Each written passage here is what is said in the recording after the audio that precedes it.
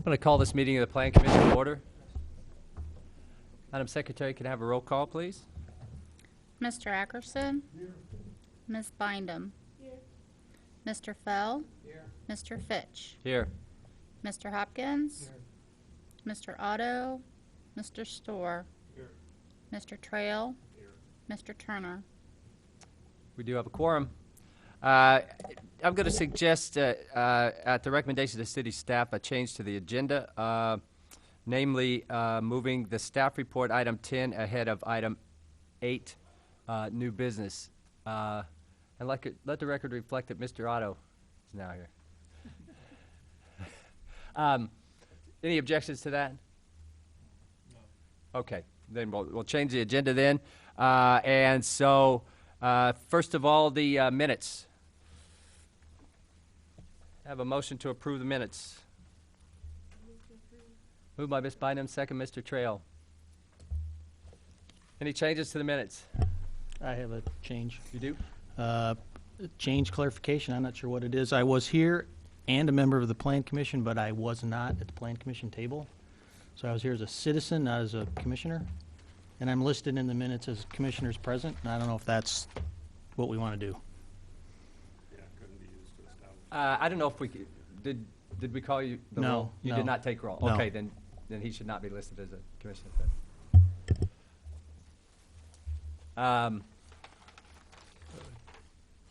Mr. Otto, Good evening.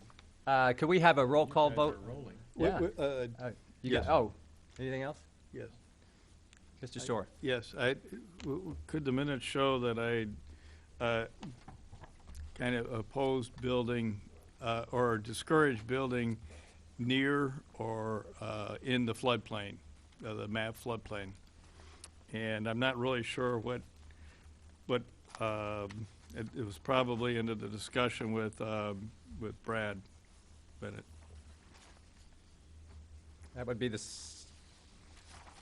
third paragraph on page 3. It should be stronger than this statement. Oh, I'm sorry, I didn't see that. In that case, I withdraw I have no further suggestion. Okay, so you're good. He's Yep. good. Anything further? Thank you, Dave. Could I get a voice vote? All those in favor of approving the minutes, say aye. Aye. Those opposed, say nay. The minutes are approved. So do we have any communications? We have no continued public hearings. We have no old business, or old business. We have no public hearings, new public hearings, and therefore we will jump down to item 10, the staff report, active transportation class presentations. So, Ms. Hoyle, if you could just state your name for the record. I'm Cynthia Hoyle. I live 2207 South Cottage Grove here in Urbana, and I teach a class through the Urban and Regional Planning program at the University of Illinois called Active Transportation Planning. And this semester, the class project was to research and propose a mixed-use multimodal center for downtown Urbana reusing the historic Lincoln Hotel. So the students, there are 3 groups who are going to present their proposals tonight, and they base that on the existing conditions report that they did and some of the ideas they had about how to create a center that would benefit the downtown and the community. So I think you'll find what they found in their proposals interesting and food for thought as we look at that opportunity here in Urbana. And I will let them introduce themselves. Now, will they be willing to take questions after each presentation, or do you want us to wait till the end? Or We can do it after each presentation if you'd like. Okay. It might be easier since they're coming up in groups. Sure. So. Great, thank you. So how about group 1?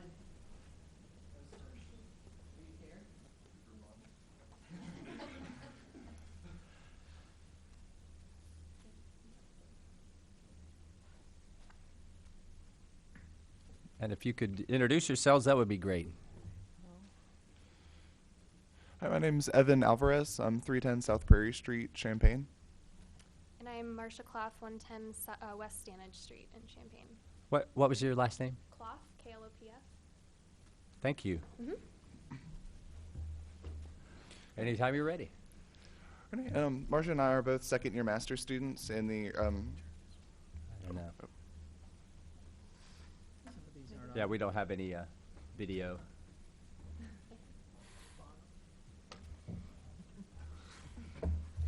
Yeah, all part of the show, folks. I think it looked like it was on. Yeah, there we go. It was resting. All right, Marsha and I are both second-year master's students in the Masters of Urban Planning program in the Urban and Regional Planning Department. You can see the rest of our group is here. It's a combination of other master's students and upperclassmen in the Bachelor's of Urban Planning program. They're not able to be here this evening. Go. You can go Is ahead. everything okay? Yeah, and there's one over there too. And we're just going to start with a basic outline of the larger goals and guiding visions that we had for the project. Of course, in an active transportation class, increased active transportation was a major priority. We wanted people to be able to navigate through the downtown Urbana area without the need of a vehicle, being able to walk more easily, bike more easily, access public transit more easily. We're hoping that this increased accessibility will spur economic development in the area, bringing increased activity, increased commercial business. We wanted to focus a lot on connectivity and connecting downtown Urbana to other major parts of the community, such as the campus, and just general quality of life that comes with all of these things, increased health that comes from active transportation, the spurred development that comes with economic development. For our proposal, here we go. There's a lot going on here, but we're actually going to have a thumbnail of this map in the bottom left of all future slides, so you don't have to memorize all of it right now. Of course, you can see the main thing is the Transit Center, which is at the corner of Race and Elm Street, currently where the conference center of the Landmark Hotel is. You can see we would like to open up the mall, create a pedestrian plaza and a skyway or skylights just to connect the northern part of downtown Urbana, like through the mall, where currently there's a little bit of dissonance. We would like to add new apartments on the southwest corner of the Lincoln Mall parking lot, and a Woonerf, which is a strange word that we'll unpack a bit more later in the presentation, in the southeast corner of the parking lot. Now, one of the major parts of the transit center is the bus flow. You can see here there's 3 kind of pickup drop-off lanes, shown in yellow, black, and red. A major part of our plan for this area is converting Elm to a east to west one-way street to cut down on traffic and create a safer, simpler, smoother system for the buses to drop off passengers. So you can see on Elm you can see the 3 purple platforms. On Elm, the black and red lines interweave similarly to the way they do at Illinois Terminal. There's just fewer of them. And we have the yellow line here for north-south bus traffic, just to simplify matters there. A big part, because this is a multimodal transit center, we wanted to have increased bicycle parking and infrastructure, which you can see here. This is our kind of our proposed SketchUp model for the plaza behind the transit center. So we want to have increased bike parking. A major thing that we would like to see the center kind of turn into is a bicycle center, similar to the McDonald Center in Chicago. So this was kind of our first step for that, just something that we think would improve bicycle accessibility throughout the downtown Urbana area. So in addition to the actual transit center, we know that there are a lot of other changes that need to happen to support the transit center to be successful. So as Evan mentioned, Elm Street is one that we're going to convert to a one-way street. We're kind of focusing here on Elm and Broadway because those are the major connectors in this area that would access the transit center. So with Elm, you can see here on kind of the northern part, it's a little hard to see, but there's a purple line. That's going to become a 2-way cycle track for cyclists that maybe want to just access east to west Urbana. They might also access the bike parking facility that will be located in the kind of southwest corner of the existing parking garage. And then there's also a north-south purple line there that connects the cycle track to the transit center. And that will be a pedestrian crossing that's raised. So because buses are the only vehicle going through that area, we want to make sure that the pedestrians still are very visible and have a safe crossing to access the transit center, whether they're walking from downtown to get there or if they're parking their bike there and then walking across to catch a bus somewhere else. You can see in this picture, we have kind of a section of Elm Street. So you can see the two-way bus traffic, or 2 lanes of bus traffic going the same direction, and then the cycle track to the north, where bicycles can access both Broadway and then just Elm Street in general. And then moving on to Broadway, you can see in the diagram below that we've made it into kind of a turnaround point instead of a throughway access point. The white star in that diagram indicates the new location for the parking garage entrance, because obviously most people are accessing that also through Elm right now, so we would have to move that since cars wouldn't actually be allowed to go on Elm Street. But that still allows cars to, drive through and drop people off. You can see in this picture the turnaround looking south into the pedestrian plaza, so a car could either pull into the parking garage there, they could drop someone off, and that person could then walk to the transit center, the mall, or wherever their destination is. And then finally, this is just a photo of what the raised crosswalk would be to connect the parking garage to the transit center. Another big component of our proposal is public space. We really feel like there could be a lot more public space in this area, and it could be programmed in a way that makes it more useful to the community as a whole. So the pedestrian plaza is the first thing we're proposing. You can see that the pedestrian plaza will take out a little bit of the mall. It's not a major part of it, and we do have a plan to relocate the businesses such as Piatto's that would be taken out there to Main Street, where we'll talk about in just a minute some additional facilities. So this is a view of the pedestrian plaza. It could be programmed for something like Sweet Corn Festival. It could also be utilized by restaurants that are located in the mall right along that kind of north and east entryway, so they might use that for outdoor seating or something, or just a place for people to come and hang out for a while. Here's just kind of a zoomed out view of the pedestrian plaza and how it relates to the transit center as well as the bike parking facility there. And ultimately, the pedestrian plaza will open up that original entrance to the historic hotel, which we feel like is a really important part of downtown that we want to capitalize on. So we're kind of opening it up in that direction and then keeping the main entrance of the mall set back a little bit further. And then moving on to the Woonerf. So the Woonerf is a Dutch term, if you guys have heard of it before. It's essentially a street for pedestrians. So cars are still allowed on it, but it's focusing on pedestrian safety. So we're kind of proposing one of those for the southeast corner here. You can see in this map shows the connectivity points that the Woonerf would allow. So not only would it become more of a landmark on that southeast corner, which we feel would kind of draw a lot more people into this area instead of just having a parking lot on the corner to look at, but it would allow for a programmed space. So because there's already the farmer's market here, an open air structure of some sort would allow a spot for the farmer's market to occupy. The trucks could drive up to the actual Woonerf area and then unload and have their tents there. And then, especially when it's raining or cold out, this would be a lot more of an enclosed space for people to make sure they can still come and enjoy the farmer's market. There's also been a lot of the food truck rallies going on in Urbana recently, and we really like that and want to see a physical location for that to be that could also be covered in case there is rain. And then the important part of this is that during the regular weekday, it's still parking. So we're not getting rid of any parking. It's just these programmed events that we want to have a more physical structure for that we are trying to capitalize on a little bit. And finally, some additional redevelopment that we also think would help support the transit center. Evan mentioned the apartment building on the southwest corner. There's currently that small apartment building there, and this is essentially going to surround the rest of that apartment building on that plot of parking. So it is getting rid of some parking. We have considered putting underground parking there, so that's something to keep as an option. And then there's still parking in the center here, as well as the Woonerf parking on regular weekdays. And this is especially important for residents that might be grad students or young professionals that don't necessarily need a car and they want to have close access to the transit center as well as the increased bike facilities and infrastructure that will be happening in downtown. So here's some photos of just a general view of what the apartment could be.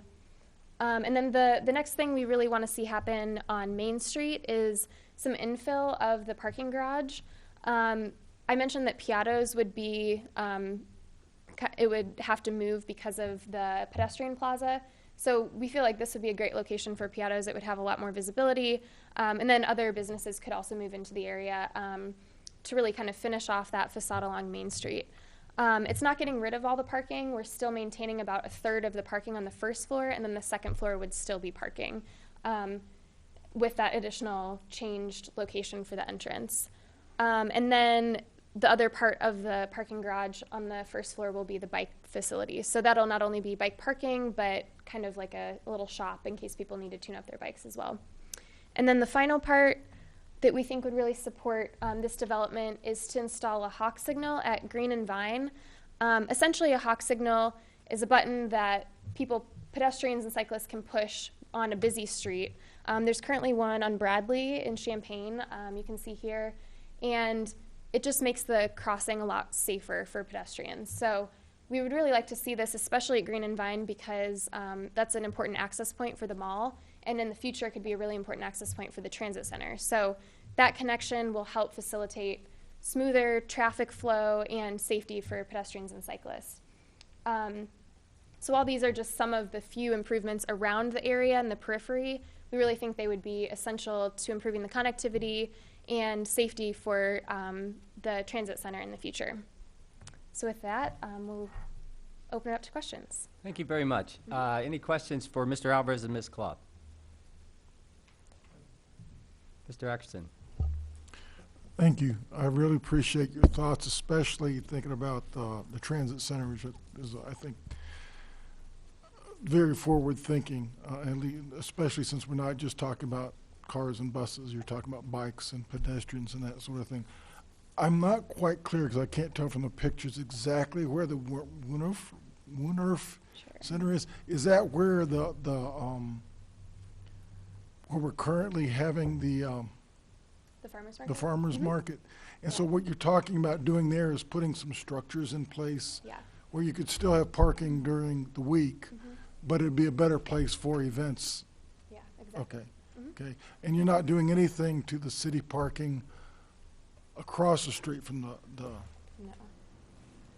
okay. No. Okay. Yeah.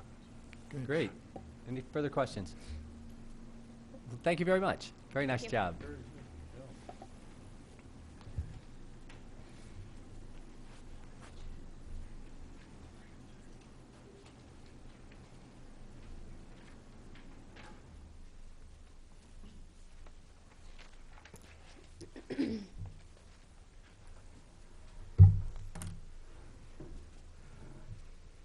Thank you. If you can introduce yourselves whenever you're ready. All right, I'm Michael Schillinger. Michael Schillinger. I'm Gabrielle Mattingly. I'm Bridget Bradley. Okay,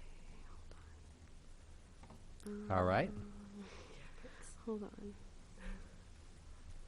Just a second, sorry. Technical difficulties. Oh, it's not there? Yeah. No.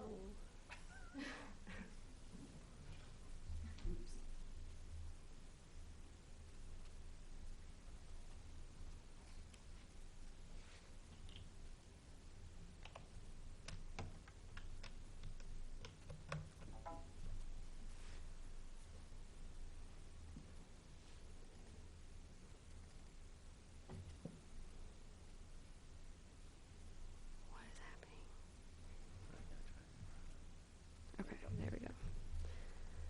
All right. All right. Okay. Hi, everyone.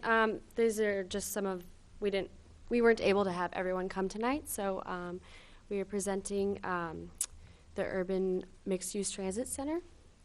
All right. Okay. To start off with, I'm going to give you a short overview of our presentation here, so you can kind of orient yourselves. So here's our site. Just to point out a couple of key points here, we have, first we decided to demolish the addition to the Lincoln Hotel, which is the conference room of the Lincoln Hotel. And this will be the placement of our new transit center. Along with that, we are also demolishing part of the mall that covers up Broadway and Green Street to reveal the facade of the Lincoln Hotel. And then these parts of Green Street and Broadway Street will then be widened. And the first floor of the parking garage, located north of Elm Street, will be converted to retail, and the second floor of the parking will be kept. So, all right, to get into kind of more details, really the design for the hotel and the transit center was our centerpiece of our project. We decided to reveal the facade to kind of beautify the area and really bring back what it used to look like. And these changes, like, we are hoping to increase accessibility and provide areas for auto drop-off. Okay, briefly talking about preservation here, we decided to keep the core of the historic mall as well as keeping the existing parking garage and reusing that. So that was our idea, to keep preserving the area. Oh, sorry. Okay, so with the parking garage, as we mentioned before, we decided to keep the upstairs parking, and then the first floor of the parking garage will be converted to retail. One of our other group members visited Iowa City, Iowa, and he witnessed the rebirth of their mall by punching out the retail storefronts and adding those, and it really helped to keep economic development within the area. So this was our hope for adding the retail to the area. Okay. So overall, we are focused on enhancing the mobility of the residents through the complete streets. This is based on the fact that 46.8% of local residents use transit, 33.3% walk, and 2.5% use bicycle to go to work. So we really want to keep these numbers and hope to increase them as well. So we're hoping to also increase and have better connectivity with the CUMTD transit system. So for our design, we wanted the street to be bus only on Race Street, and on Elm Street. And we envision it being one-way traffic from west to east. And then Green and Broadway will become complete streets to hopefully keep up with the traffic flow. So since Elm Street is only going to be converted to bus only, we realized this might have a problem with effect on traffic flow. But when we looked at the average daily traffic of Elm Street, we realized it's only less than 1,000, so we didn't think it would be an issue, and this traffic can be rerouted to Main Street and extended to Green Street. Okay, so by opening up Green and Broadway, we're hoping to create better interconnectivity within the roads and widening these within the area. And then we also want to improve some of the existing conditions, so repave the sidewalks, restripe crosswalks, and adding things like curb ramps, curb extensions, stop bars, median crossing islands, and hope to increase like greenage within the area. So all in all, we are hoping to have historic preservation by keeping the hotel, improve economic development by providing the retail within the area, and really connect to the surrounding residential area better. And our transit center is within the city central space, so we thought this was the best place for it. Thank you. Any questions? Mr. Storr? Thank you. Could you elaborate a little bit more about the transit center? I guess that would be solely for bus. Is that anything else, like, say the rent, the bike drop, or bike chain, some of these red bike sort of things? Yeah, are you saying within the building or surrounding? It could be to the outside. I think Cincinnati has kind of a neat kind of a system where you can kind of rent a bike by a month or access to bikes, and you just kind of drop them off and pick them up. Across the road in the purple building, we have bicycle parking just here. So we could have that sort of system just across the road.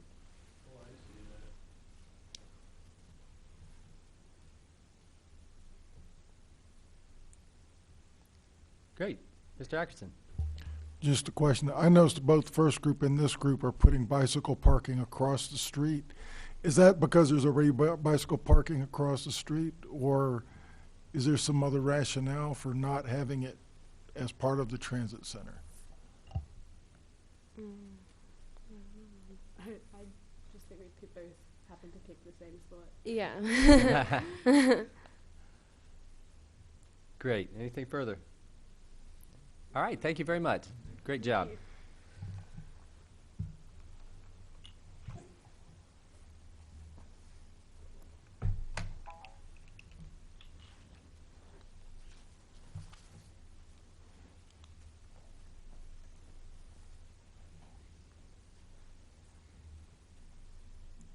Good evening. My name is Lori Morgan. I'm also a second-year master's student in the Department of Urban Regional Planning, and I'm representing my group for what we're calling our proposal for the Lincoln Center Multi-Use Transit Hub.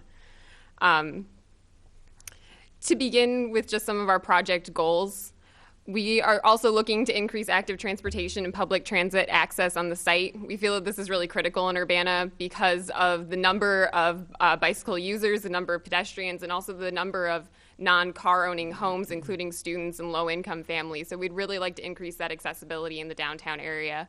We'd like to create a public space in the downtown to create a vibrant and competitive destination. We feel like our plan will really connect the rest of downtown and create a really active space. We'd also like to provide new retail, residential, and office space, and we feel like all of these things will help to promote economic development. So this map shows the site with our proposed uses.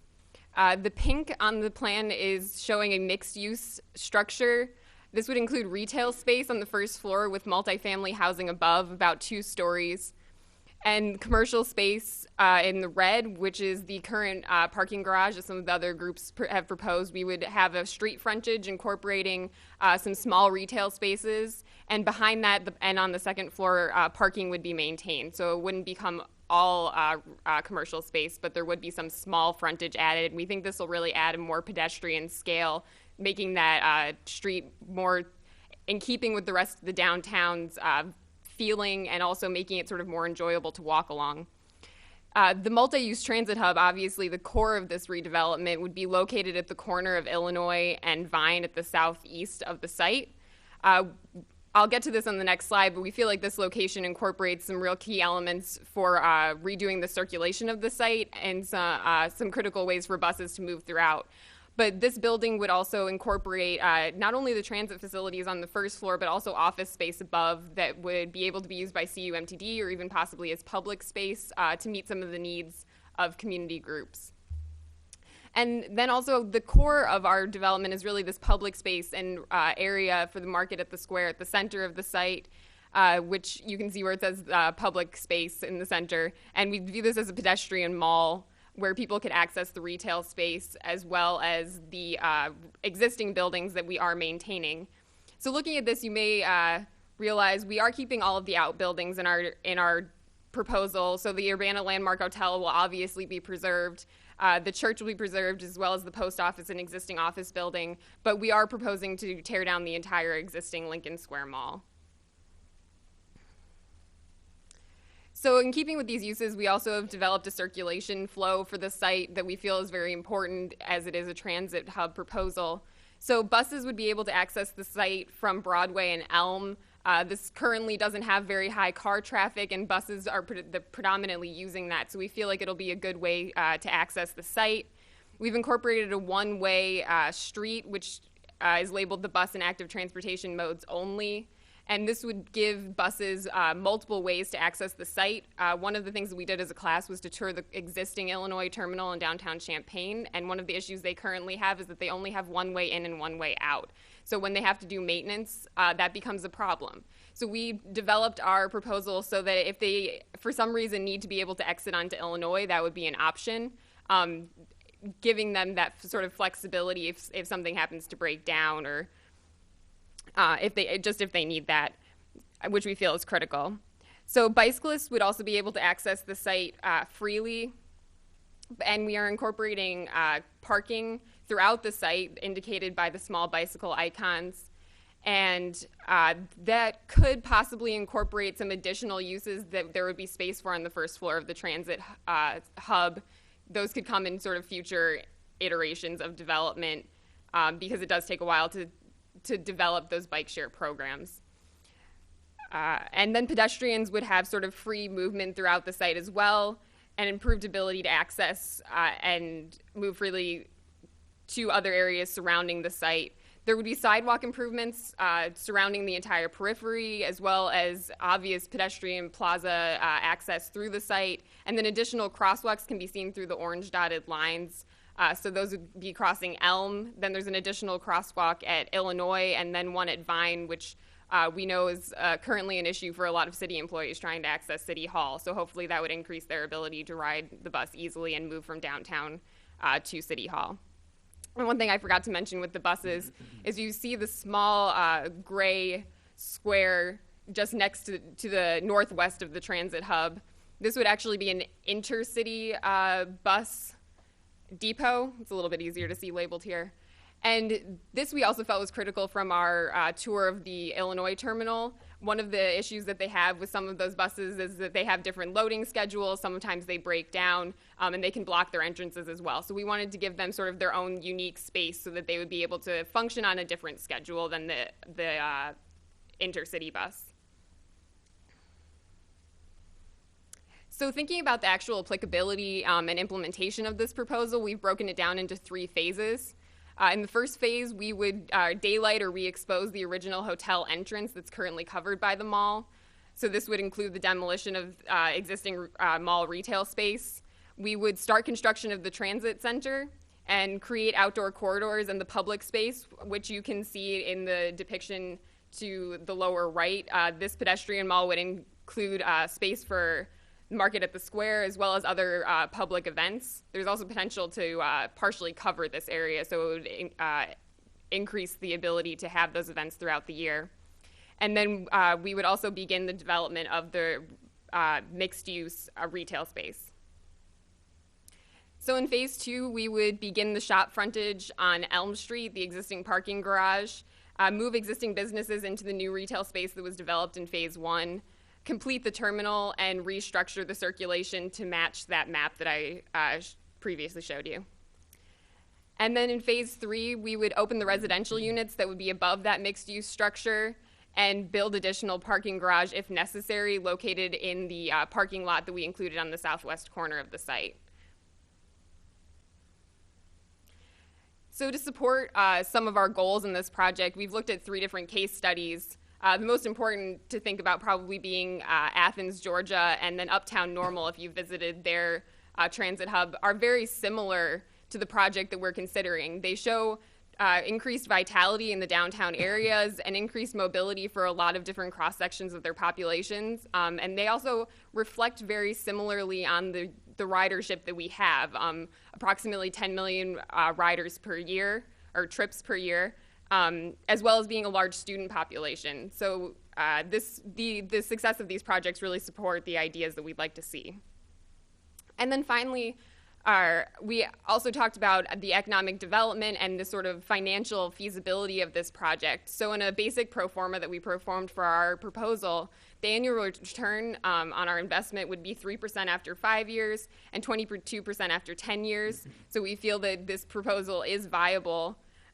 There also is potential for other funding sources because this is located in Urbana's TIF 1 and TIF 2. There would be money for public infrastructure improvements like those crosswalks that we talked about. And there's potential for grants provided for new developments, including the redevelopment incentives program and then business opening grants. So just to review why we feel like our proposal is viable, this would be added space for community engagement and economic activity in the downtown area. It's an extension of existing downtown character. The creation of public space and then clearly a profitable development. Thank you if you have any questions. Do you have any questions for Ms. Morgan? Ms. Bindum?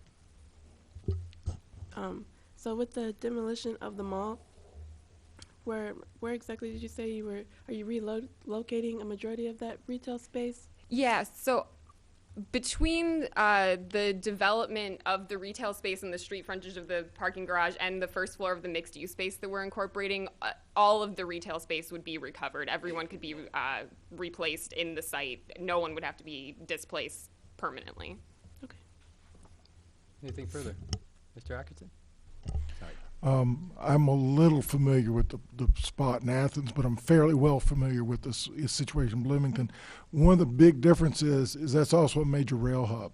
Yeah. So have you factored that into that you don't have the heavy Amtrak business? So one of the things I'm wanting to hear is that we're not just thinking about an MTD facility. MTD is wonderful, but we're talking about multi-transit. I'm hoping we're thinking about transit in many different ways. Yeah, well, so that was part of our reason for giving the sort of charter buses their own space. We'd really like to have that be highly accessible and also incorporating the bike facilities on the first floor. It may not be something that can come immediately, but we would really like to see a space set aside for that. And also incorporating the additional uses. Having that office space on the second floor will also allow to sort of have some other uses going on the site. That was why we didn't want to turn the entire site into a transit facility. Incorporating other uses to make everything work, bring people to the site for other reasons also. Thank you. Mr. Otto? I noticed you're tearing down the apartment building at south of the church, and I'm wondering about the rationale for that. That's a kind of historic building and attractive place to live. I didn't think that we were.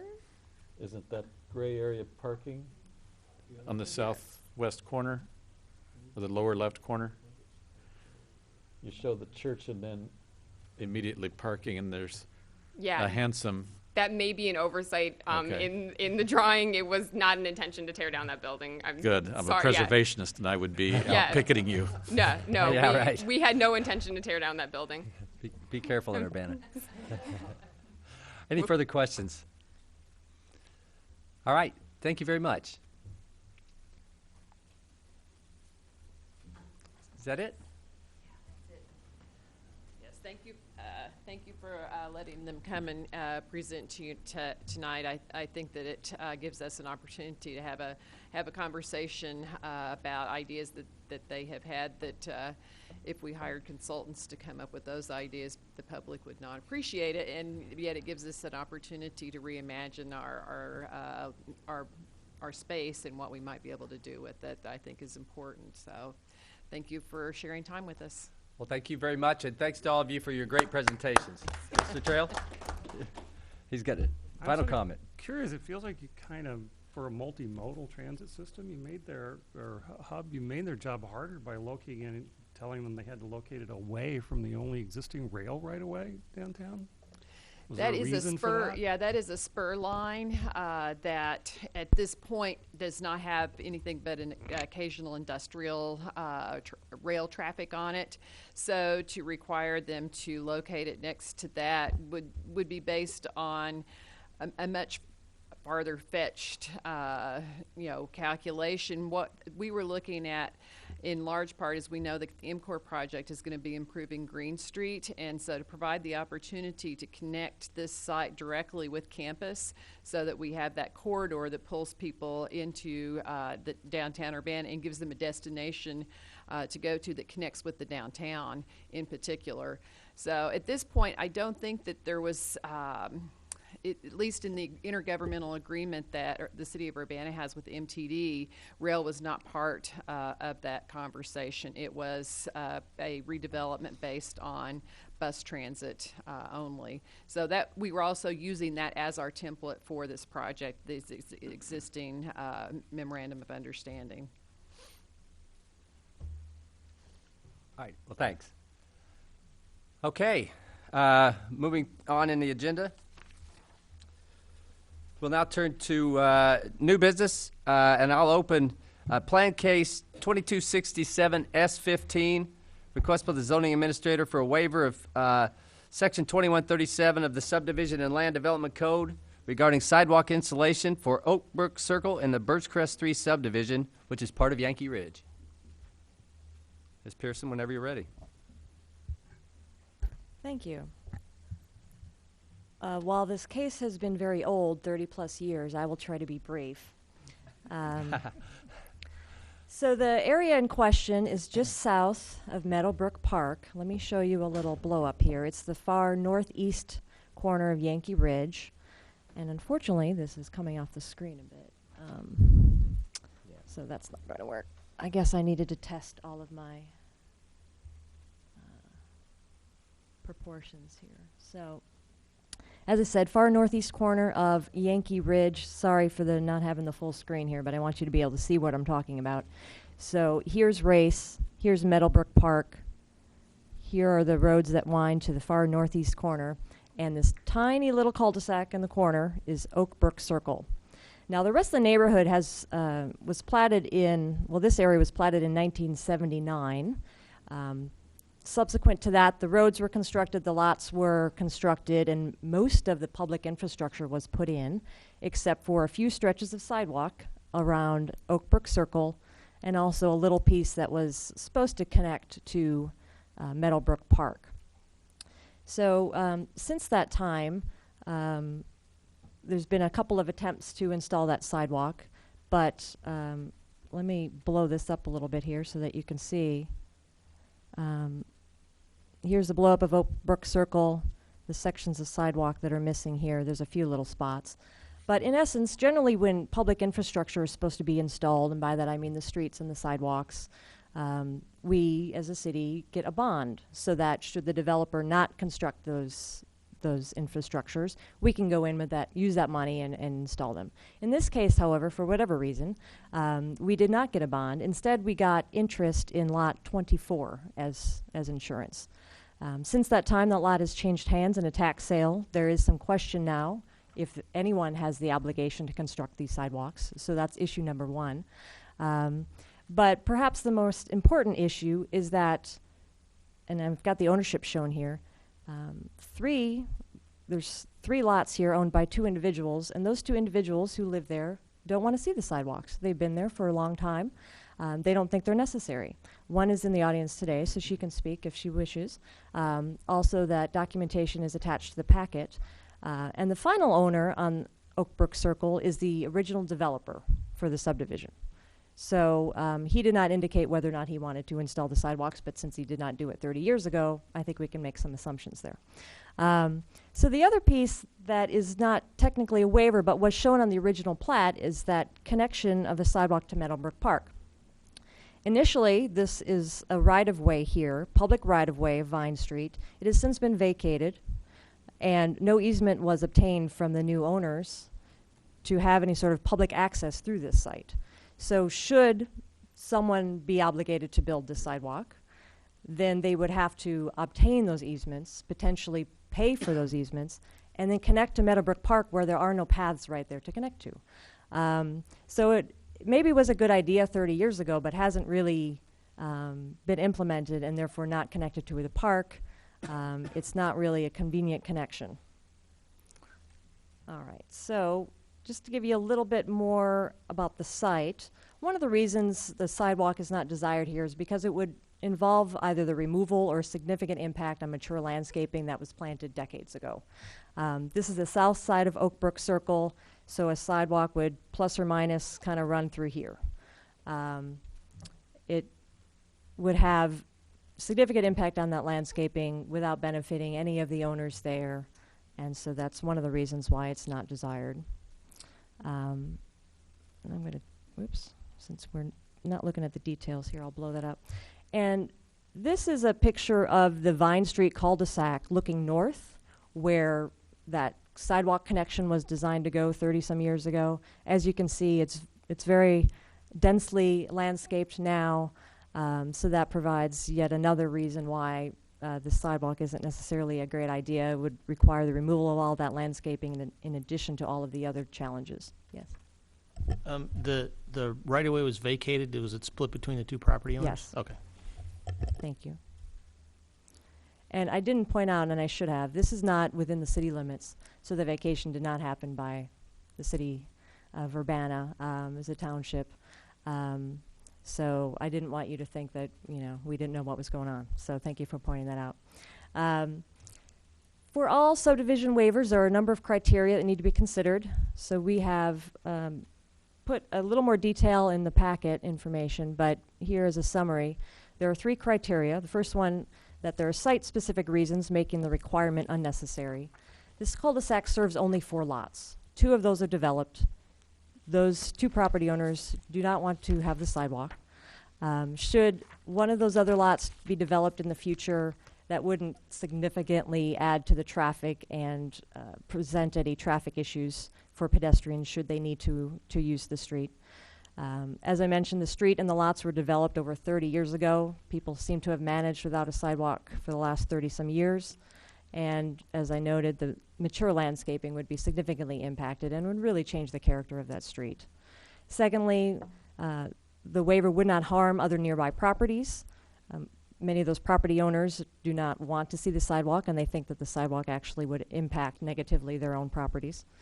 And thirdly, that the waiver would not negatively impact public health, safety, and welfare. As I mentioned, those 2 lots, only 2 lots are occupied. Each of those occupied lots have access to the sidewalks along Vine Street directly from their properties. And as I mentioned, if those other 2 lots were developed in the future, not much traffic would be generated. It wouldn't create any safety issues. And that mature landscaping does really add to the neighborhood and provides a positive impact to the public health. So to summarize, there are some pieces of sidewalk that were not constructed 30 years ago. We're not quite sure who is obligated to build those sidewalks any longer. And people that live there and own property there do not want the sidewalks. So your options in this case is to forward to City Council with a recommendation for approval of the requested sidewalk waiver, or to forward to City Council with a recommendation for denial of the waiver. Staff would recommend that you send a recommendation for approval. Thank you, Ms. Pearson. Any questions? Mr. Storr? Hi. If a waiver is denied, does that mean that sidewalk could be constructed at some time in the future if it was needed or wanted? I'm not sure who would build that sidewalk. I don't know if Bill wants to weigh in on any of this. He's coming up, so I think that's a yes.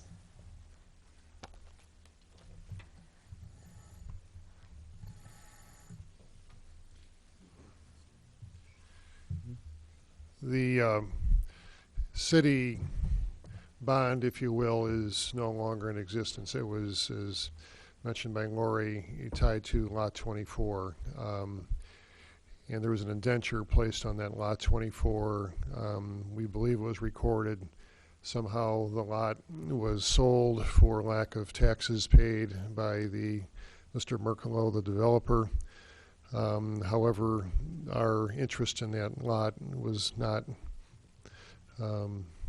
found, for lack of a better word, short of us going through the court records and seeing what may have happened. So we have no collateral, if you will, or bond to do that. So to answer your question, the developer could do it to complete the sidewalk work there, he or whatever entity is left with the developer.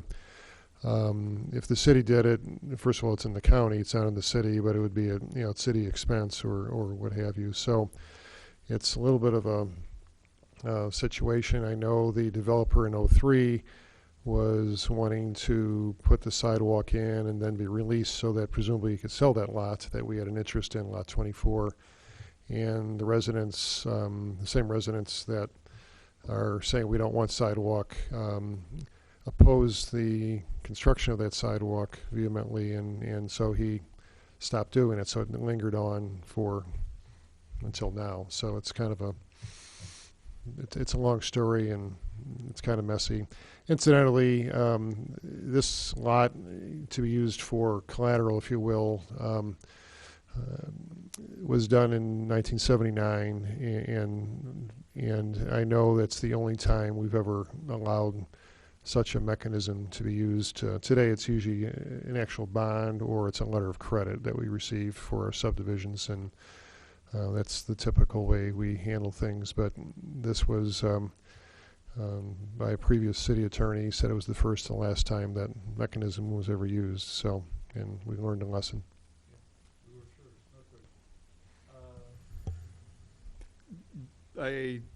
Lori said that the developer owns a lot in that circle. Kind of sounds like they have something that somebody could leverage there to get them to complete this. I mean, that's his property. He owns that lot. I guess it's 406. Which ironically does have a sidewalk across that portion of the cul-de-sac bulb. So, or maybe not so ironically, but anyway, I don't know, short of going to court or something, that's more of a legal matter to make that happen. I don't know. I think the bottom line is the residents that live on Oak Brook Circle, as already reported, do not want the sidewalk completed. It's just shy of about 300 feet of sidewalk, okay? There's portions of sidewalk that's there. This has been going on for over 30 years, and so it's just one of these things we'd just like to put to bed once and for all, and it's not an easy solution. I think the developer 12 years ago, tried to complete the sidewalk work, but met with stiff resistance by the residents that lived in the area. So here we are, years later, and it's still not complete. Does this put us in set any kind of a precedent then that if the developer doesn't follow through or a resident expresses a disagreement, I mean, it could apply to sewers, it could apply to some other utility sorts of things, couldn't it? It's a good question. You don't like to set a bad precedent, and I think we've thought about that, and knowing that this is such a very unusual, very long-term problem situation,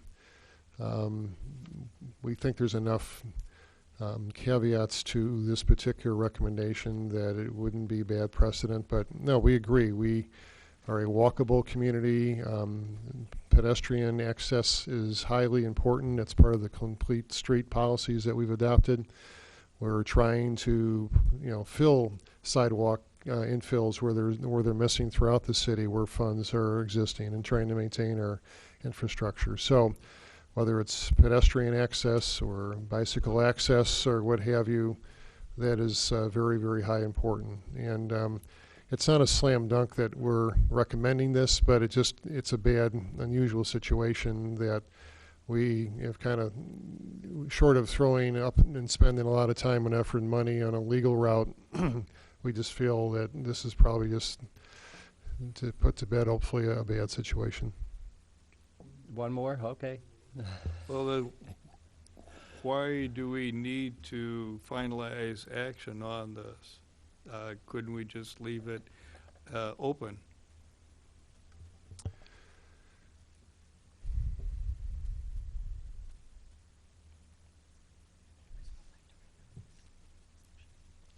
No. There has been some interest expressed by portions of the neighborhood to remove some of the small pieces of sidewalk that have been constructed that are not linked. So I think to make that even possible, this waiver would need to be approved. Otherwise, they would be breaking, our subdivision regulations. So. I think the other reason is that if we don't act on this, then technically we should take the appropriate actions to follow through that the sidewalk be installed, which is either trying to find Mr. Merkelo or whatever representatives of the company, and secondly, you look at lot 24 and we could make a legitimate claim that however that lot was sold, someone owes us $10,000, $12,000, $15,000. And how are you going to recover that when, I don't know, but Mr. Freifogel thinks he has something free and clear, and we have a document that says, hey, we have partial ownership of that lot.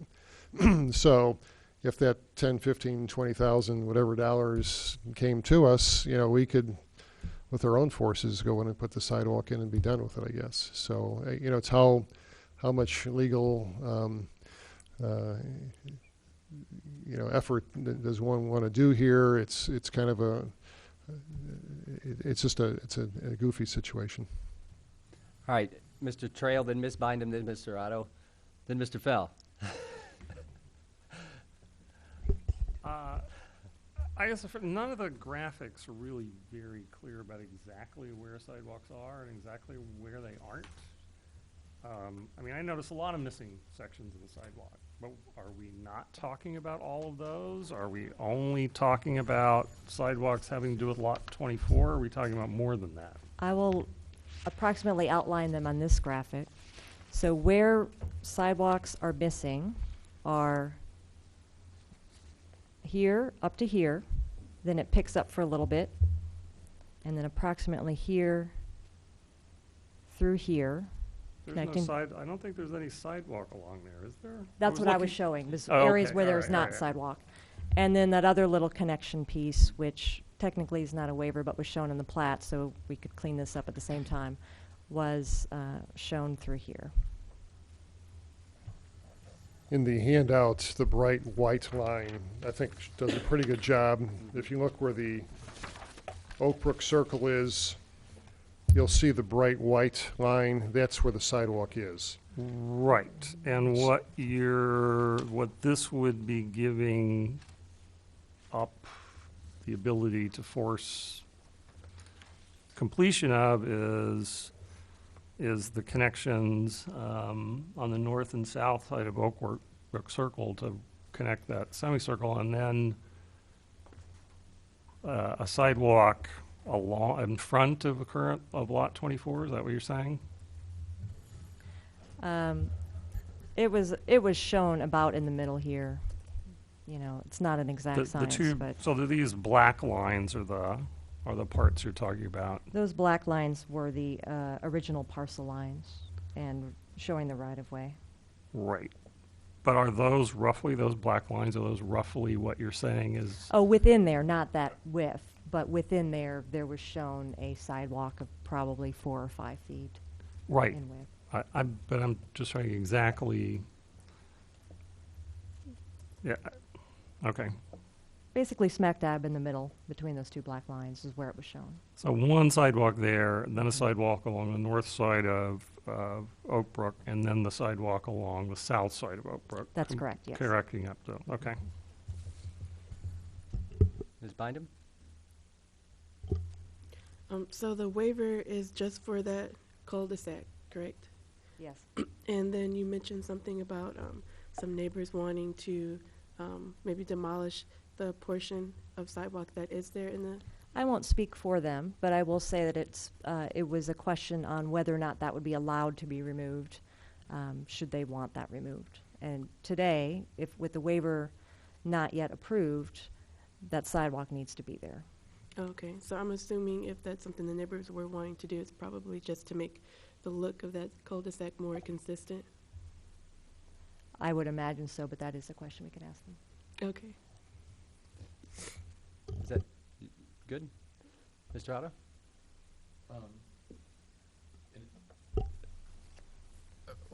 The map doesn't show a sidewalk along the northwest side of Sherwin and then Persimmon Court. Are those also still up in the air? Was that bond supposed to cover those? I think that was pre-subdivision development ordinance days. That was developed long before the Birch Crest 1, 2, and 3 were done. So I didn't research it, or we didn't research it, but I think that is prior to perhaps these requirements that are now in place. So the Birch Crest 1, I think that was back in like 1971 or late 60s. So I think that predates those requirements. But you can see where there's the far east half, if you will, does have sidewalks on both sides of the street, and that's the Birch Crest 1, 2, and 3. And one last question. If this is county outside of the city, why is it on our plate? How did we get involved? It's within the 1.5 miles, so the extraterritorial jurisdiction. So any subdivision needs to be processed through us. Great, thank you. Mr. Fell? Does the city ever anticipate wanting a connection from Meadowbrook Park down through there? Anytime in the future? It's probably more of a neighborhood / park district issue than it would be city issue. If that was annexed into the city, I guess the city and the park district could talk about that type of thing. But right now, if the neighborhood doesn't want it, which is what we're understanding, the park district, to my knowledge, I don't know what their plans would be. Generally, they're not going to go outside their corporate limits for improvement like that. So, Was it within the whoever made the decision to vacate that piece of street? Was it within their rights to do so? Was it legally vacated? it was legally vacated. The township, Urbana Township Road Commissioner was provided feedback from staff prior to the vacation that we would like to at least have an easement for that future possibility. He went ahead and vacated the entire 66-foot width from the top of the cul-de-sac bulb to the north lot line there. Okay. So our wishes were not included in the vacation of the street. But that's just beyond our control. We don't have recourse. I would say technically that's correct. Okay. Yeah. The second question is, are all the property owners, with probably the exception of Merkelo, not the original property owners? Meaning if somebody bought a lot here prior to there not being sidewalks, they had an expectation that they would be put in? If it's a second owner and there's no sidewalk, I would assume they have no expectation the sidewalk will be put in, but an original owner might? I believe the Feinbergs are a second owner, but I don't know, someone could speak to that situation. Again, for whatever reason, the struggle to finish up the sidewalks, as I know it, is the developer, typically you build the sidewalks with the streets. And through correspondence going back 30 plus years ago, in this particular situation, the reason why he didn't is he wanted to build the house first, get all the construction activity done, then build the sidewalk afterwards. We don't do that in Urbana. We want the sidewalk built at the same time. So I think that's what happened here is why it never got completed is the streets got completed. So we that don't was the anticipate thinking. that any owner had the expectation that they would You'd have have to a ask him. sidewalk put in. I have no idea. Okay. I have no idea. Mr. Hopkins, did you have anything? It's a question that I'm not sure you're in a position to answer. There is a well-worn path of access from this cul-de-sac to Meadowbrook Park, which the Park District doesn't want to acknowledge for a set of financial, political, liability, jurisdictional, taxation questions. The residents are clearly the ones who use it. And I'm wondering where since I only know the well-worn path within the park, I'm wondering where the well-worn path is within Yankee Ridge subdivision, within Birchcrest. Well, it cuts through lot 24. On the diagonal, is that On a correct? private property, Yeah, okay, yeah. I looked in the image, and that was pretty clear. Right. Which also means that lot 24 has no building on it, is that correct? Correct, it's vacant. And who owns the lot immediately south of that?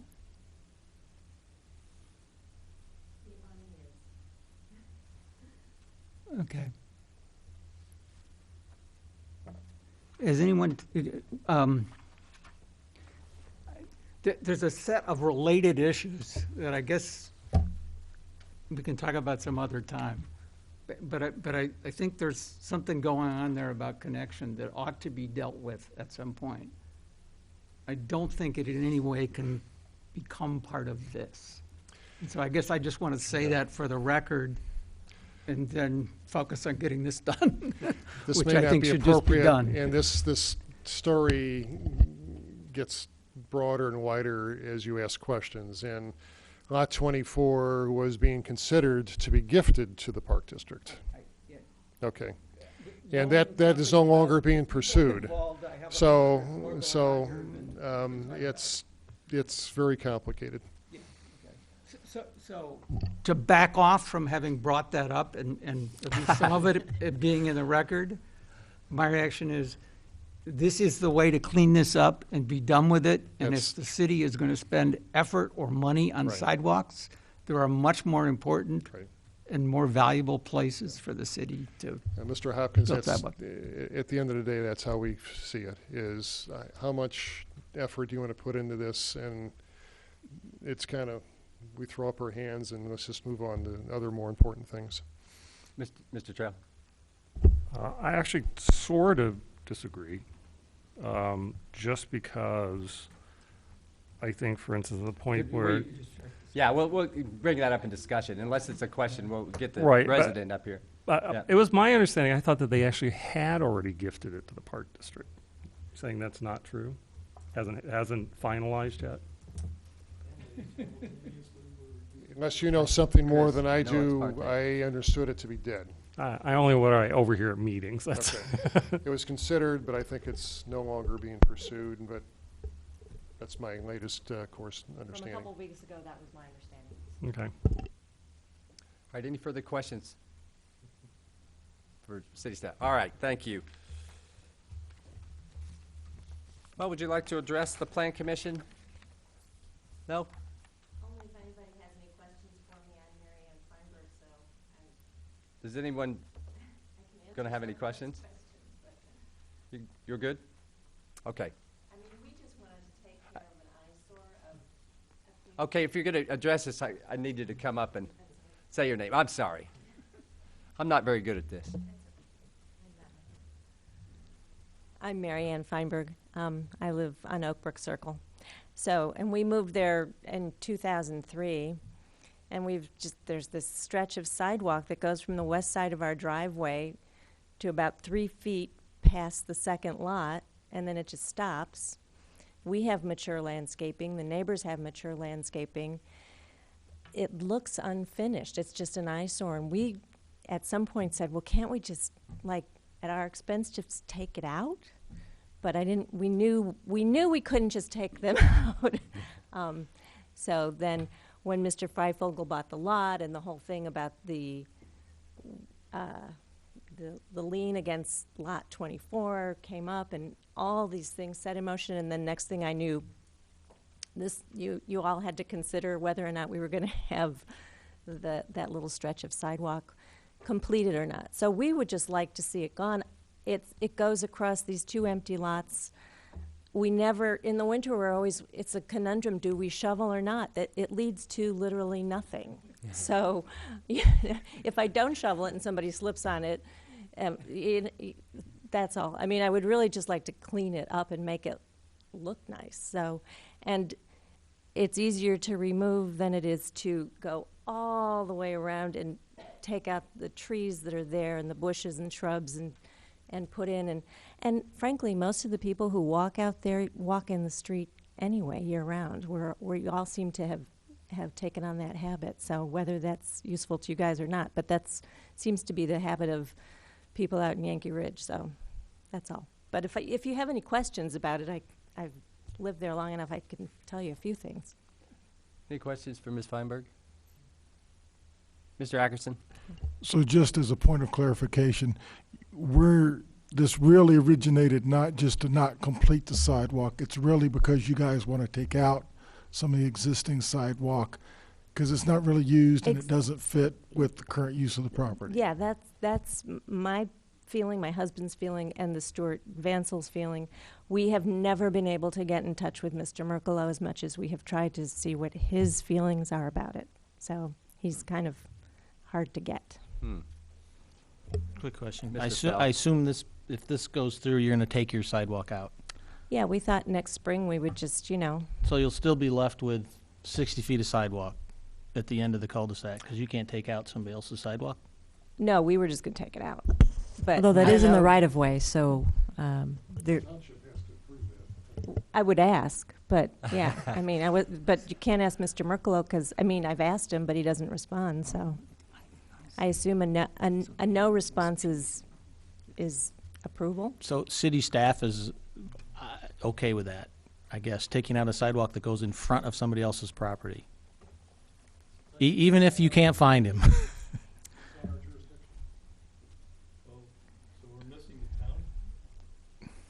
We're missing the township folks here then? Should they be part of the discussion? Well, we're discussing, right? So I can give my opinion? No, not yet, we're not. Oh, not yet? Okay. Yeah, we moved into the discussion phase now. We'll get to that. Do you have any questions for Ms. Feinberg? And then we'll come back to these issues. Do you have any questions? No? Well, I'm really impressed with your thoroughness. It's great. Yeah, it's... And I mean it. Thank you. Got me kind of twisted in knots. All right. Thank you very much. Okay.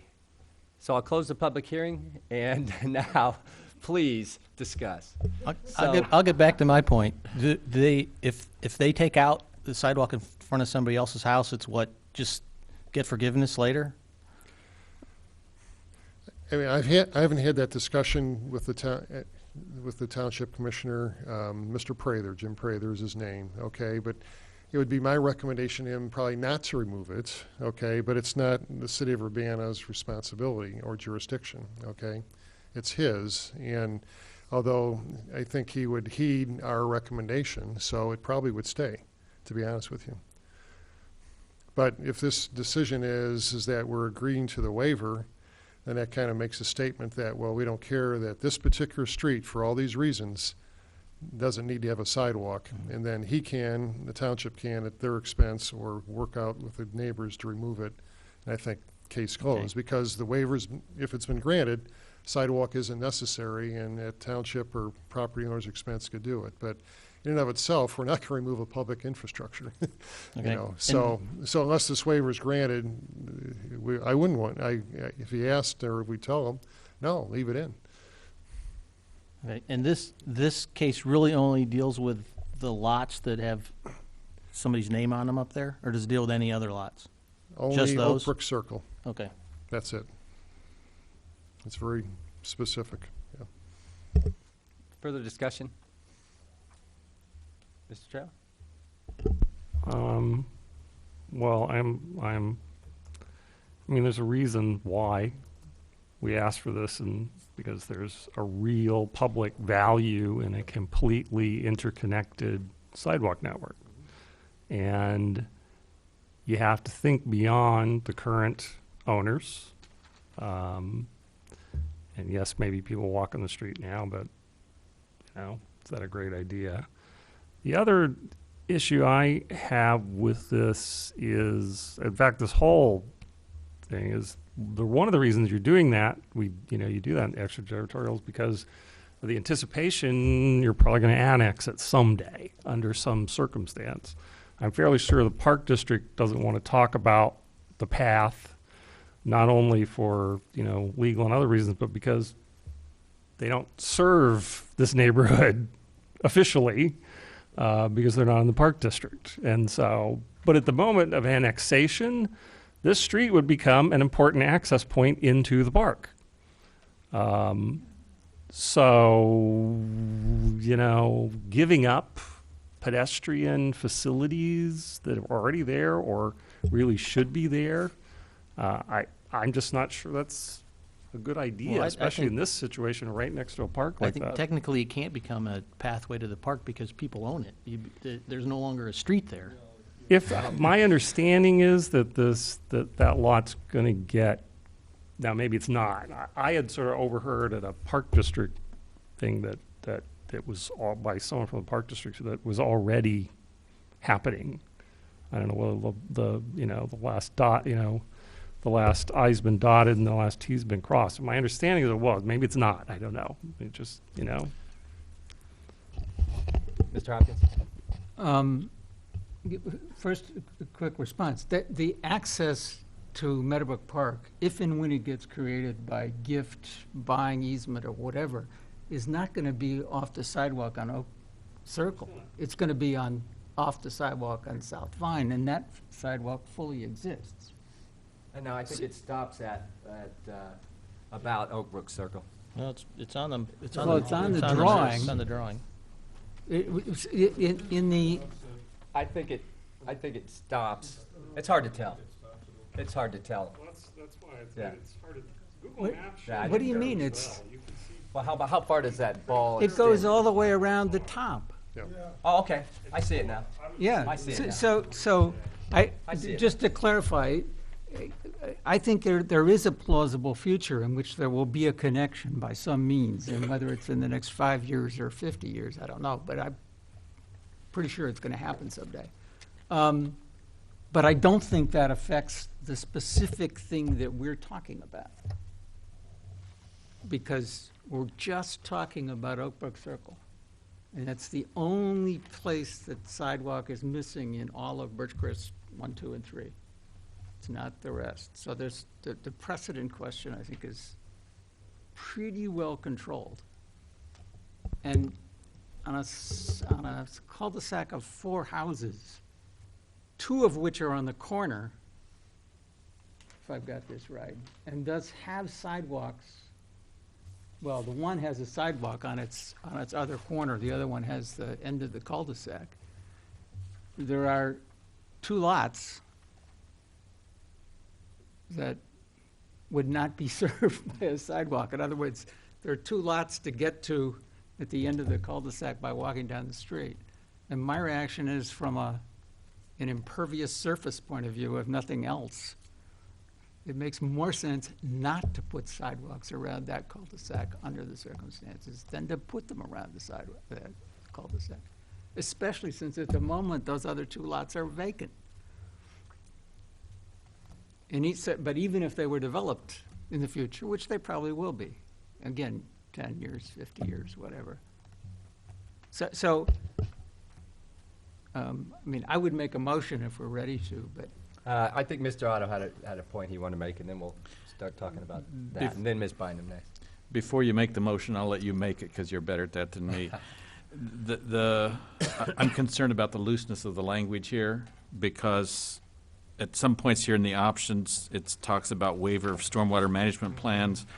Then the staff That was recommendation. an error in the memo, I apologize. That's why I put the, Well, that's why I'm wanting to right be there. more specific on the recommendation, so that it is not interpreted that for all of the subdivision, the sidewalk provisions, that the motion specify the Oak Brook Circle frontage of lots 408, 406, 407, and 409 be exempted, so that there's no plausible reading that the Vine Street frontage or that all of that subdivision is exempted. I think this is a little too loose. What were those addresses? 406, 7, 8, and 9? Yeah, if you look at Exhibit B. Yeah, oh, there we are, yeah. 406, 7, 8, and 9. So, the Oak Brook Circle frontage of 406, 406, 7, 8, and 9. 408, 409. But the Vine, I think you just made a very precise motion that I would be happy to second. That's, okay. let's try to do it right. You got your. Okay, so I move You're good. that the sidewalk requirement of sections 2137 Urbana Subdivision Land Development Code be lifted for the Oak Brook Circle frontage of lots 406, 407, 408, and 409 of the technical description of the subdivision. I don't know what that is. Right. So, and you said the sidewalk waiver, right? Sidewalk waiver. Right, okay, Sidewalk, right. I just want to make sure, there are 2 things key about this. One is that it's specifically sidewalk waiver, and the second is that it names the lots. Yes, and sidewalk and that it requirements. limits it only to the cul-de-sac frontage, so not the Vine Street Right. frontage. Right, that's the part I thought was important, that you keep Vine Street for some of the issues that we were talking about before. So you still got the access through whatever happens with the Park District. Right. But really, you're just looking at this cul-de-sac. Yeah. So I'll second that motion now that you've actually Moved by made it. Mr. Otto, seconded by Mr. Hopkins. Ms. Bynum? Just my points, but I think that having sidewalks in neighborhoods and connecting those things, like you said, is very important. But I think in this particular instance, which is very unusual and very specific, and the fact that the two properties that are in that lot don't want to have the sidewalks and they haven't had them, for 30 years or so, then I would feel comfortable moving to not have that. Thank you. Further discussion? Mr. Trail? I'm a little leery of making decisions about these kind of things based upon 2 occupied lots out of 4 for all future owners, in essence. I guess that we keep made the point that basically the 2 current, 408 doesn't really have access to a sidewalk, but 409 does. But, if we've already got the provision that these sidewalks should be there, I don't see the public purpose served by giving up the right, even if it's at a later date, under perhaps different circumstances, different owners, to demand that they be put in. I don't see what we gain by waiving them now. I mean, is there an advantage to waiving them? Mr. Otto? And the request is to take out the orphan sidewalk, but I think the larger question is, who has the obligation to put them in, and how could that be enforced? Mr. Trail? That seems like a separate issue to me. There's the fact that someone should put them in. The fact that we can't figure out right now who doesn't mean that we should. It doesn't follow for me that we should waive the right, especially for potential future owners of 406 and 407. Thank you. Anything further? Mr. Storr? Thank you. Directed to Bill, if in the instances where sidewalks and curbs, gutters, and so forth are put in, like in my neighborhood, I don't have curbs and gutters, but if curbs and gutters were to go in, would the homeowners be required to contribute all or some of the cost for that? Where they don't exist in in your example, typically, yes, there's a special assessment or a special service tax district would be established, and there would be some public benefit, i.e. the city would contribute a percentage toward the improvement, and the benefiting property owner would pay a percentage of the improvements. So that's how various public infrastructure is done. Street lighting is a good example in an unlit area, but with new subdivisions, in most cities now, with the subdivision ordinance you have, you define what infrastructure you want in place. In our case, we want sidewalks, curbs and gutters, storm sewers, streets, et cetera, and that's all done up front as part of the subdividing process. And the guarantee we have is either it's put in before we record the final plat, or we have, a subdivision bond, that collateral, if you will, that guarantees it will happen. So,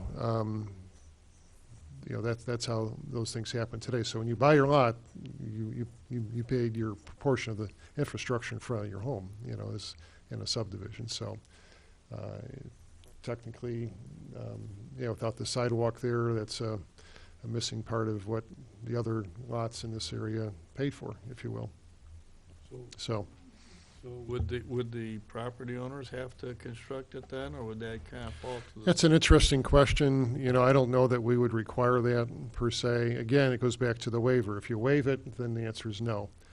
If you don't, and Mrs. Feinberg wants to build a second home at 407, and it's not waived, technically, since Merkelo is gone and we have no collateral, that could be a condition of the permit issued for that lot if they were to build, and say, well, you can build a house, but you have to complete the sidewalk.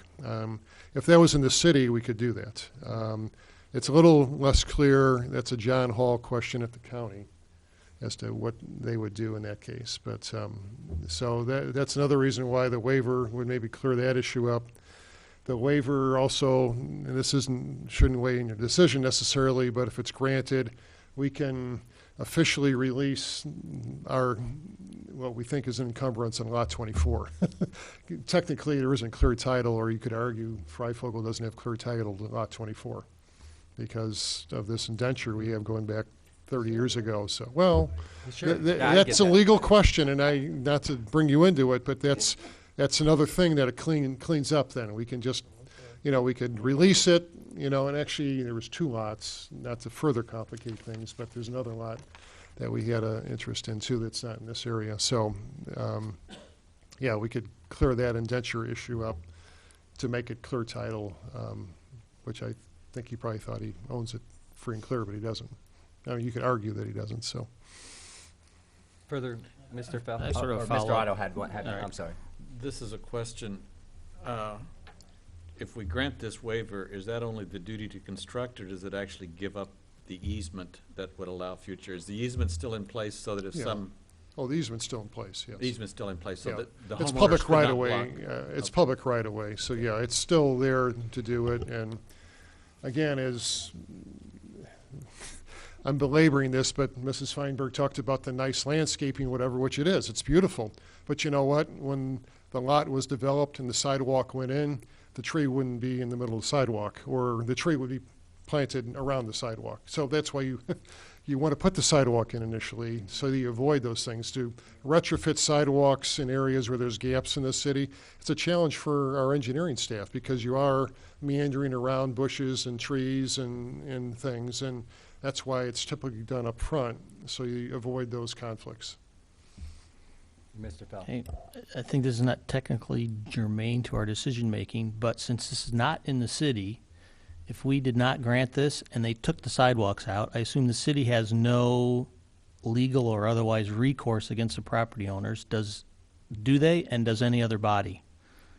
Well, the township road commissioner would have a say in that, and unless he granted it, or he was party to allowing the sidewalks to go away. But typically, we talk often, and as was stated earlier, potentially these areas are annexed into the city, or you look at Behringer Commons or some of these other subdivisions that, were eventually annexed into the city.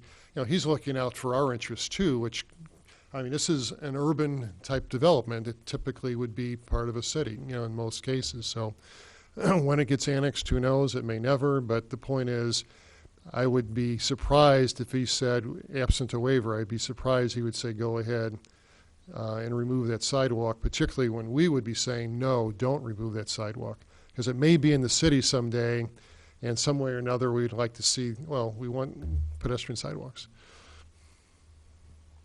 Okay, any further discussion? I guess we're talked out, so let's do a roll call vote. Are you sure you're still on the same side that you were when you were 10 minutes ago? Yeah, that's a tough case. It's got a lot of moving parts. Yeah. Okay. Ms. Madam Secretary. Bynum? Reiteration of the motion. Terry.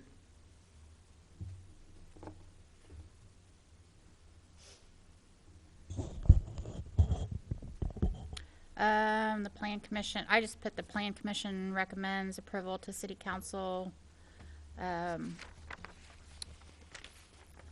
Recommends approval to City Council for the subdivision waiver, or for the sidewalk waiver for 406, 407, 408, and 409 Oak Brook Circle. The Oak Brook Circle frontage of 406, 407, 408, and 409. I think that's an important addition.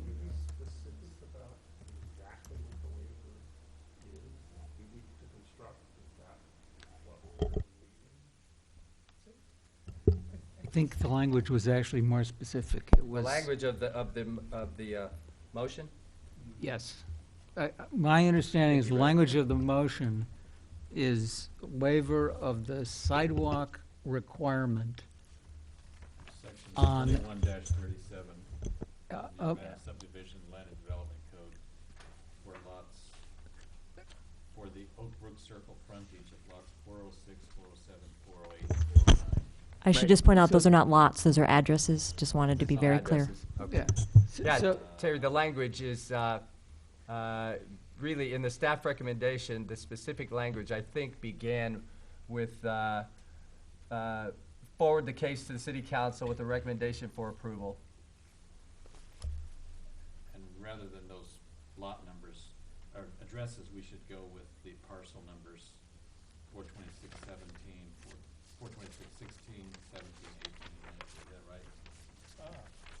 right? But it's also the Oak Brook Circle frontage has to be specific because we're not waiving the Vine Street corner on, just to advance a lot. You want me to say it again? You're looking Or at write it down. I'll get it from the recording. I don't know if you will or not. Okay, I think, is everybody clear on Mr. Terrell's point that we got to know what we're voting on? Thank you for that, yeah. All right. Now, let's start over again with a roll call.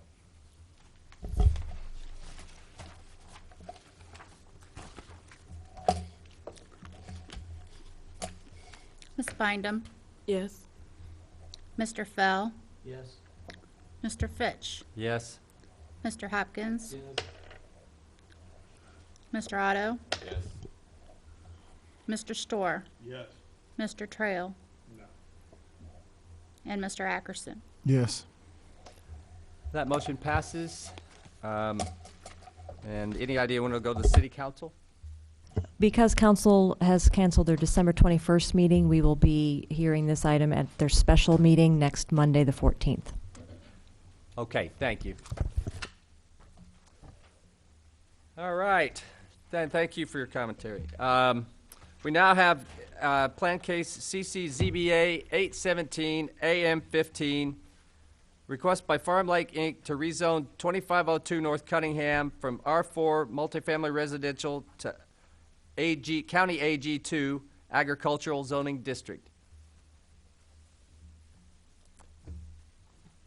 Mr. Engstrom. All right, thank you very much. So this is one of those requests for to defeat or adopt a resolution of protest for a county zoning action. We normally see these for zoning ordinance amendments in the county, but when there is a rezoning within the 1.5 mile extraterritorial jurisdiction within 1.5 miles of the city, we also can protest the case. So in this case, there's a 10-acre lot. It's directly adjacent to the city. The address is 2502 North Cunningham. It's actually not on the Cunningham frontage. It's a bit back.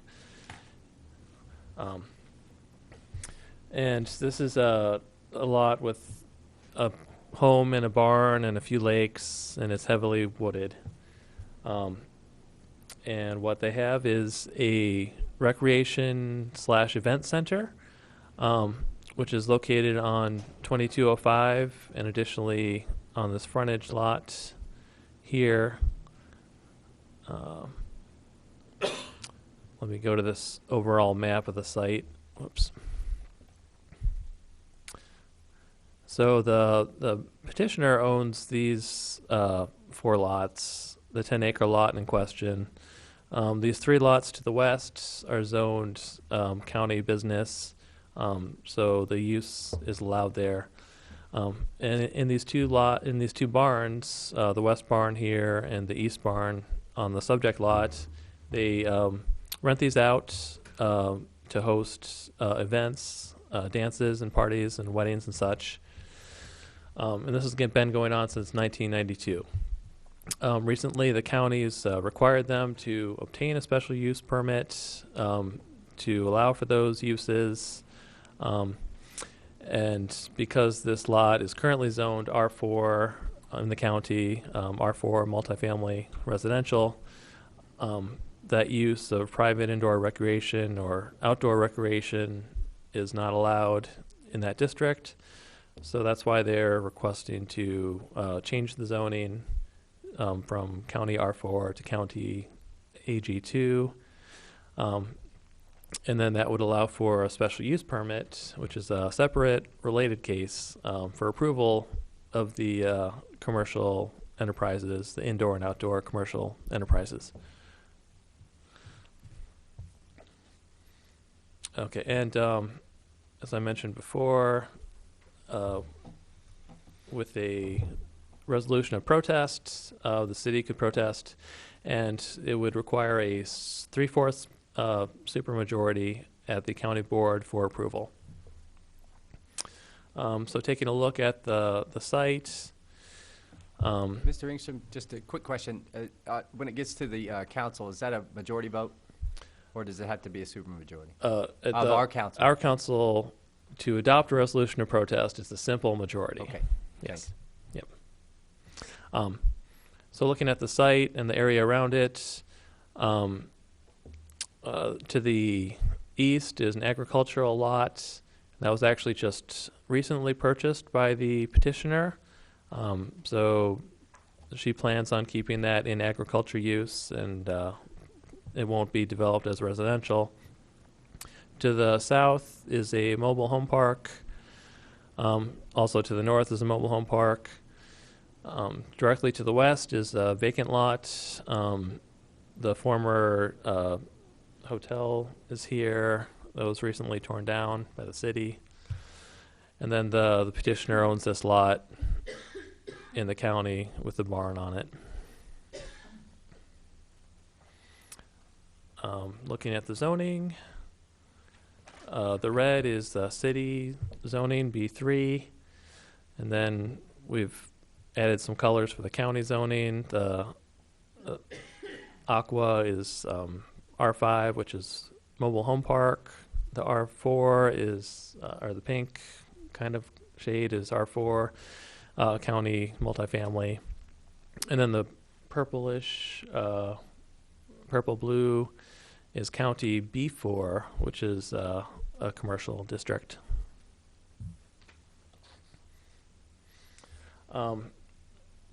To give a little more background on the specific use, they have the 2 barns they rent out for dances and events.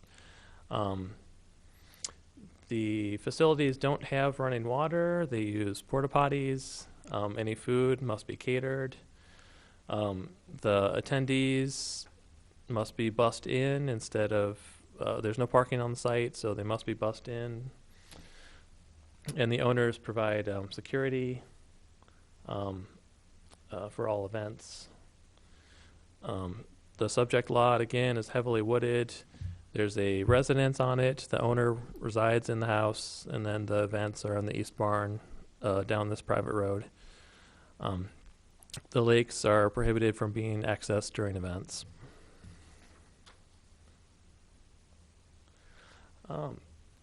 So looking at the purposes of the zoning districts in the county, R4, the intent is to provide for single-family, two-family, and multiple family dwellings set in a medium-density housing environment. And the county the county Ag 2 district is intended to prevent scattered, indiscriminate urban development and to preserve the agricultural nature of areas which are presently vacant and do not demonstrate any significant potential for development in areas within 1.5 miles of existing cities. So this site is basically does not demonstrate a significant potential for development given the terrain, the lakes, and the wooded character. Looking at our comprehensive plan, the comprehensive plan, I don't have the map unfortunately, but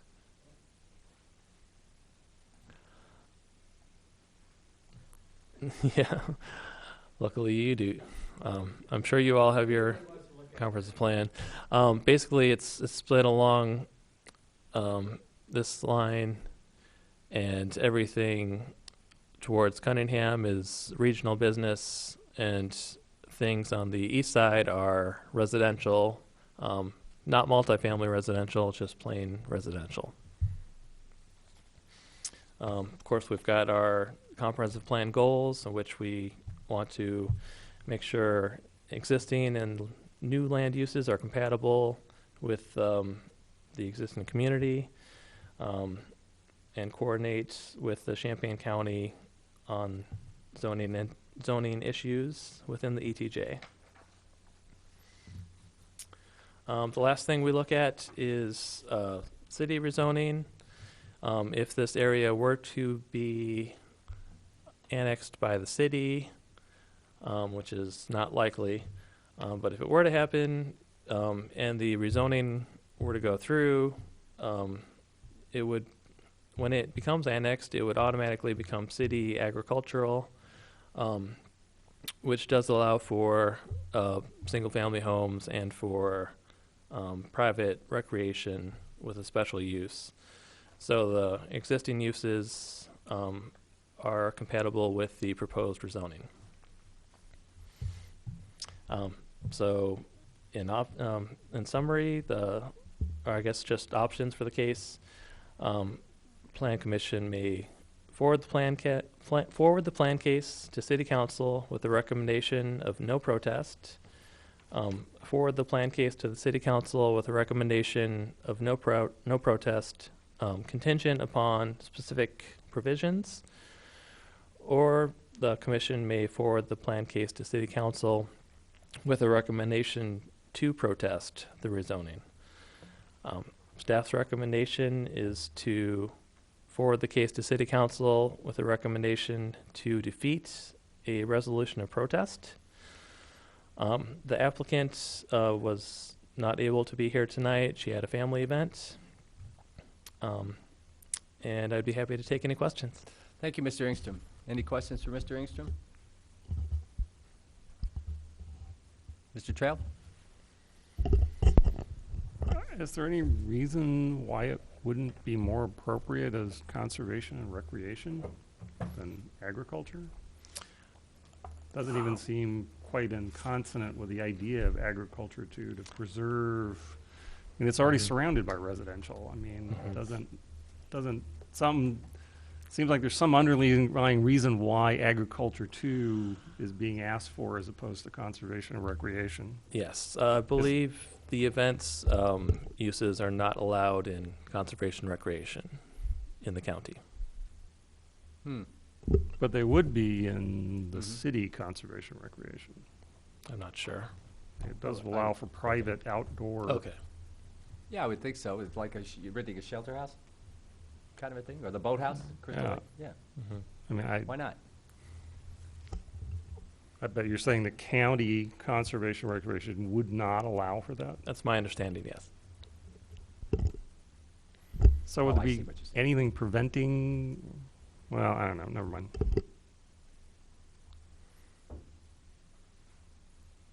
I think I'll retract what I just said after what Lou said. I think the fact that it's privately owned, it couldn't happen on our conservation district either, I don't believe. That is correct. Okay, just to clarify. All right, any further questions for Mr. Engstrom? All right, thank you. Is there any discussion on the case? Or we prepared to make a motion? So you're going to explain to me why this is a defeat Okay, of a... yeah. Well, here's what we'll be voting on. The city council can pass a resolution of protest if they feel like it, which would force the county board to have a 3/4 majority to pass it. Therefore, we can recommend to approve a resolution of protest or not to approve a resolution of protest. And the recommendation for city council is not to approve a resolution of protest.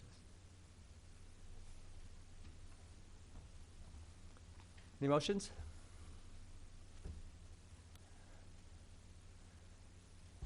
I move we accept. Please. I'm fine with the recommendations. Mr. Atkinson. I move that we accept the recommendations of the staff. Moved by Mr. Atkinson, second by Mr. Hopkins.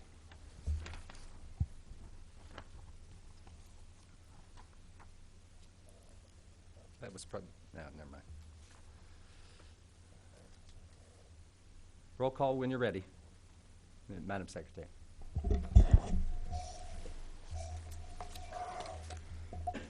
Mr. Fell? Yes. Mr. Fitch? Yes. Mr. Hopkins? Mr. Otto? Yes. Mr. Storr? Yes. Mr. Trail?